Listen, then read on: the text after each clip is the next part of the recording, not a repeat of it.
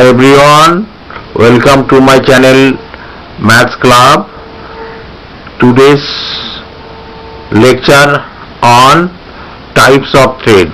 In my previous video you will see process, then thread, then difference between process and thread.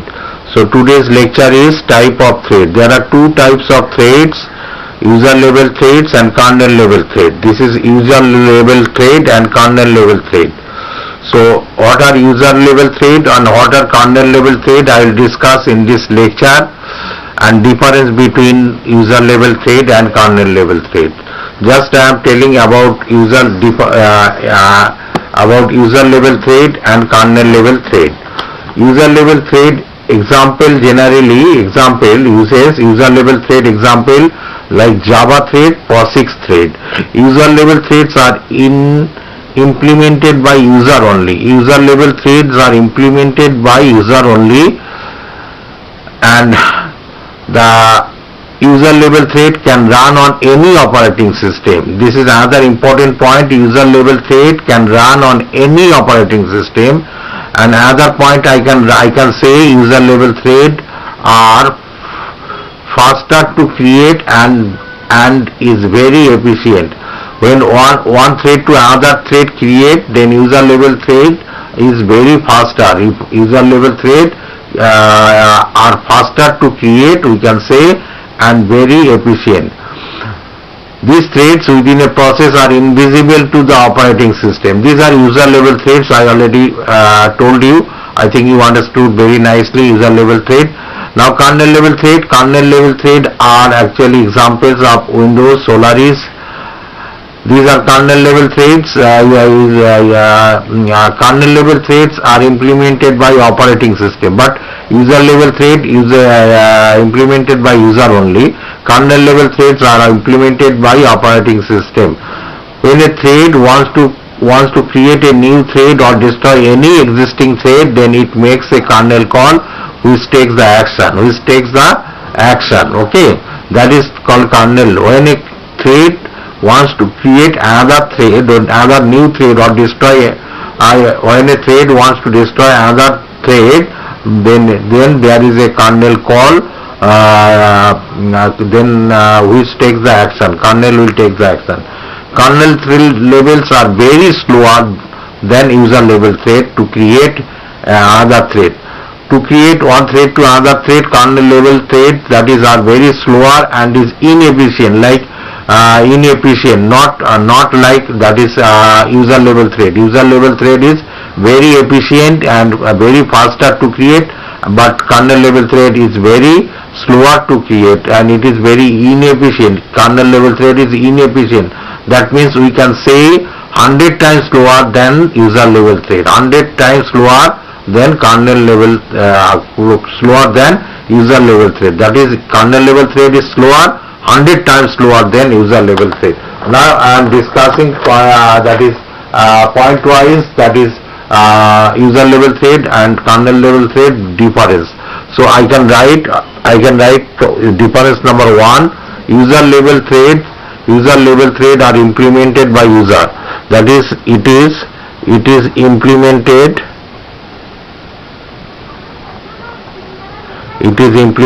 by user only. It is implemented by operating system. Okay, next is implementation of user thread is easy. That is easy to implement. Number 2, easy to implement. Easy to implement. That is, user level thread is very easy to implement because it is implemented by user only, and this is implement of kernel thread is complicated. That is complicated to implement. Complicated to implement. Kernel level thread, that is complicated to implement, because it is implemented by operating system. Context switching time is very less. Context switching time, okay, context switching time. Number 3, context switching time.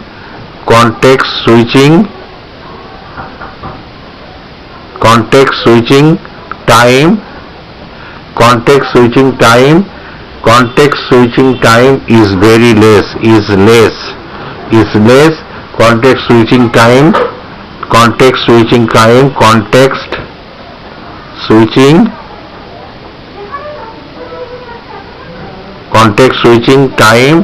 Context switching time is more. What is context switching time? Context switching means saving the current process. Context switching means saving the current process and loading the context of another process is called context switching, which I already discussed in my previous video. You can see, okay. Context switching, saving one process and loading another new process, is known as context switching. So context switching time is very less in case of user level thread, and kernel level thread context switching time is more. Okay, context switching time requires no hardware support. That is for context switching. We can say for context switching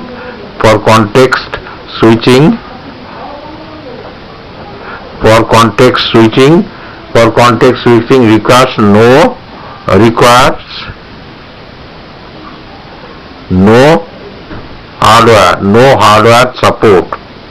hardware support. Number 4, context switch required hardware support. It requires hardware support because it is implemented by operating system. So for context switching requires no hardware support because it is implemented by user only. But in case of kernel level thread, it requires hardware support since it is implemented by operating system. Okay. If one user level thread is perform blocking, this point number 5, very important. If one user level thread perform blocking operation, then entire process will be blocked. That is if one user level thread perform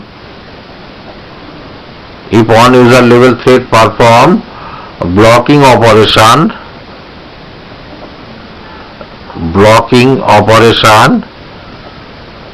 if one user level thread perform blocking operation, then entire process will be blocked.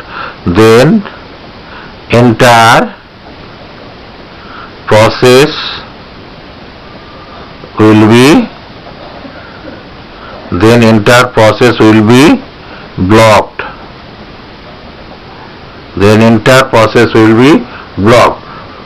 Okay, this is very important type. For example, suppose in C programming, for example, I am telling for this point, for example, in C programming, suppose f1, f2, fn are the functions. If any functions like suppose f1 is blocked or incorrect function you are writing, then shows compile error. Then when you run the program, then it will show compile error. Okay, so this is the user level thread. That is, if one user level thread perform blocking, then entire process will be blocked. That is, for example, in C programming, if there are so many functions, if any of the functions are blocked, that is blocked or incorrect function you are writing for in C programming, then it will show compile error. This is the example, classical example of user level thread. Okay, that is If on user level thread perform blocking operation, then entire process will be blocked. But if one kernel level thread perform blocking operation, then another thread can continue execution. This is very important. If one kernel level thread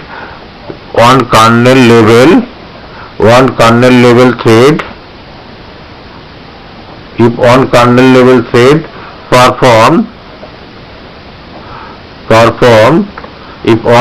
level thread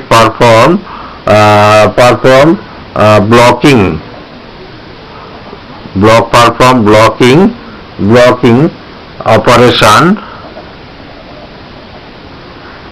then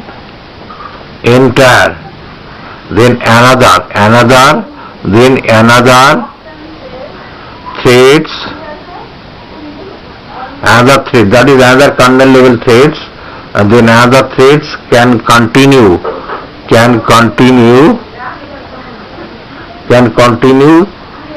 execution. Very important point. That is kernel level thread, when one kernel level thread is blocking, then another kernel level thread will continue the execution. But in case of user level thread, if on user level thread perform blocking operation, then entire process will be blocked. Okay, very important point. Next, point number 6. I am telling, that is user level thread are dependent thread. That is, as one is blocked, from this point we can make another point like that means we can say one is blocking, then entire process is blocking. That means it is independent of each other. That is, we can say user level threads are dependent with each other, dependent with each other. That is, one is blocking, other is also blocking. Dependent with each other. As one is blocked, then entire process is blocked. Okay.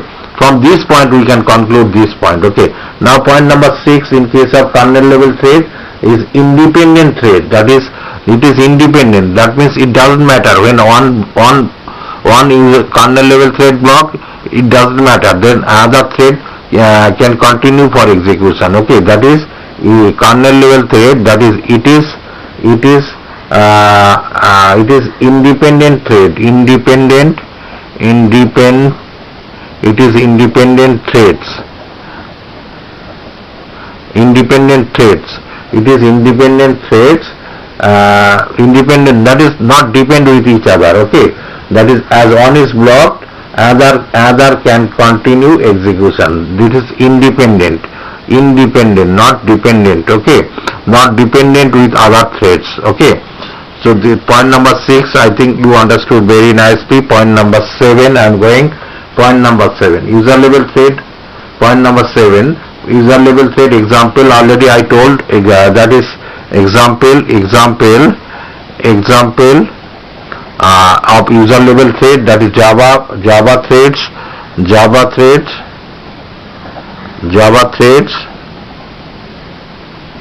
POSIX threads. These are examples of user level thread. Number 7, examples are, that is Windows Solaris.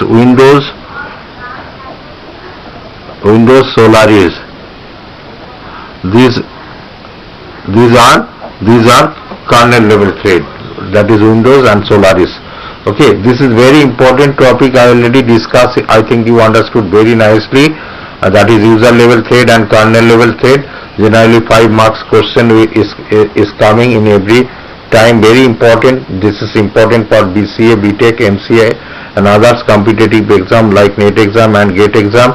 If you have any problem, you can contact with me in my phone number or in my WhatsApp number or in my mail ID. Next I will come with my new video, that is process control block, PCB then microkernel, then kernel, then difference between microkernel and monolithic kernel. One by one I will discuss multi-threading then. Okay, till then, bye bye. Thank you very much. Thank you everybody. Thank you. Okay.